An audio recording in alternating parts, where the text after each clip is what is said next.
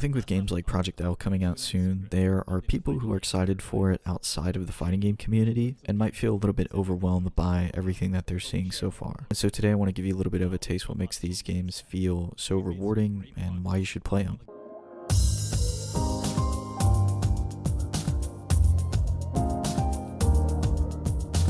A little bit of background about me, I've played every esports title since I was like 12 that I could get my hands on, from CSGO to Overwatch to StarCraft to Call of Duty on the console. I played console titles, I played PC titles, I played every team game with a rank system that I could climb. And when that wasn't enough, I would play on third-party ladders like ESEA and FACEIT and CMG and UMG and game battles. That's all to say, I have a rich history in competing in various competitive titles, or at least attempting to, and none of them have ever made me feel more fulfilled than Street Fighter V. Now, if you've never played a fighting game, you don't really need to know much about them to know why they're rewarding. Most of it derives from the fact that it's 1v1, that your efforts are directly matched to you. And what I mean by that is, if you win a game, for the most part, it is you. It was your efforts. It wasn't your teammate. It wasn't the guy carrying you. It wasn't the guy at the top of the leaderboard who was fed out of his mind or who is just fragging like crazy and having a great game. It was your great game. This genre of games gives you a level of control that you've probably yearned for. Because at the end of the day, no matter how good your game sense is, no matter how good your aim is in CSGO, in Valorant, or whatever game you're playing,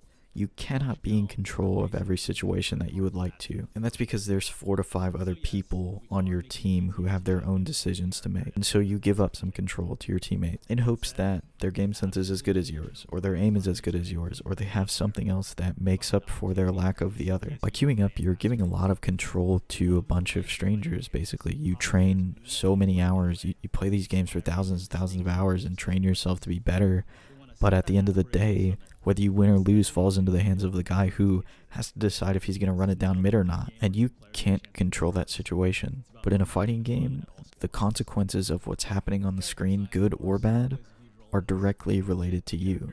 You can control the situation. And so when something's going wrong, you can fix it. You can come back. You can do it yourself. You don't have to rely on somebody else. When something's going right, you can thank yourself. It's a double-edged sword, I'm not going to lie to you, when you don't have a teammate to blame and you are responsible for the consequences of your actions. And that's what can sort of make it a hard genre to get into. I think it's hard for some people to admit that. It's hard for them to admit that I messed up here and I need to fix this.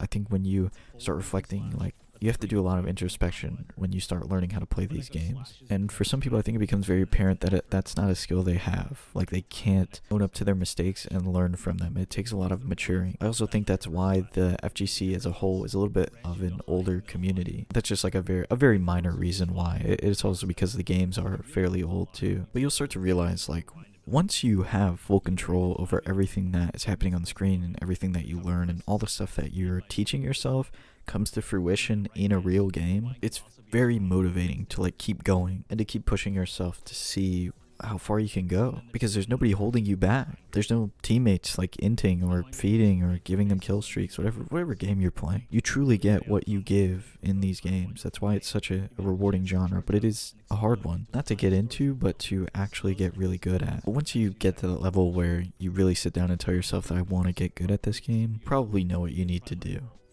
And that's where you start to get into like offline play. Not to say you need to be a certain level to go play offline. By all means, go play offline as soon as you can, or as soon as you find a local, because that is the best way to learn. It is truly the best way to learn these games, is offline with somebody who can, 1, teach you, or 2, just sit down and play long set. And the reason for it is they've usually gone through the same struggles you're currently going through, so you can expedite that process by just listening to them. The other thing is, to go play offline, you don't need a team. Like, if you wanted to go to a LAN for CS or for Valorant, you need a whole team to go play. That's not the case with fighting games. You can just show up with your stick or your controller, whatever you're playing with. That's another thing. You don't need a stick or a controller to play these games. You can set your keyboard up to have the same bindings as a hitbox, and it is arguably easier than playing on a pad or a stick, because to do a quarter circle, for example, it's just S and D. You literally just go S to D because it's down to forward. and that's it. You got your quarter circle. You don't need to hit that direction in between, because when you roll from the S key to the D key, it hits that down forward motion pretty much for you. It's not a hard thing to do. They even make controllers like the mix box that are literally have keyboard arrow keys as the controls for movement, and then on the right is like your normal arcade button setup. I start to notice like a lot of the excuses that people have for not playing these games can start to be alleviated pretty quickly and pretty easily. Big ones always being like, you know, they don't want to memorize all the combos or all the motions and special moves and everything.